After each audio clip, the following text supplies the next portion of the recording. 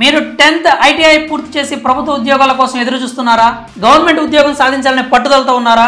అయితే మీలాంటి వారికి గుడ్ న్యూస్. ఏకంగా భారత అంతరిక్ష పరిశోధన సంస్థలో ఉద్యోగం పొందే అవకాశం వచ్చింది.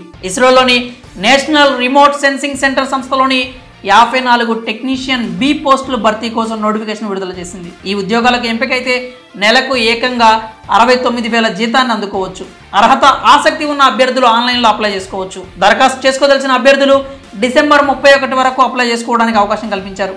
టెక్నీషియన్ బి పోస్టులు మొత్తం 54 ఉండగా అందులో డెస్క్టాప్ పబ్లిషింగ్ ఆపరేటర్ పోస్టులు 2, ఎలక్ట్రానిక్ మెకానిక్ పోస్టులు 33, ఎలక్ట్రీషియన్ పోస్టులు 8, ఫోటోగ్రఫీ పోస్టులు 2, ఇన్స్ట్రుమెంట్ మెకానిక్ పోస్టులు 9 ఉన్నాయి. ఈ పోస్టులకు అప్లై చేసే అభ్యర్థుల వయసు డిసెంబర్ 31, 2023 నాటికి 18 నుంచి 35 మధ్య ఉండాలి. ఆయా కేటగిరీ అభ్యర్థులకు గరిష్ట వయోపరిమితి సడలింపులు కూడా వర్తిస్తాయి. అర్హతల విషయానికి వస్తే సంబంధిత ట్రేడ్లో ITI NCVT సర్టిఫికేట్తో పాటు 10వ తరగతి హై స్కూల్ పరీక్ష ఉత్తీర్ణులై ఉండాలి.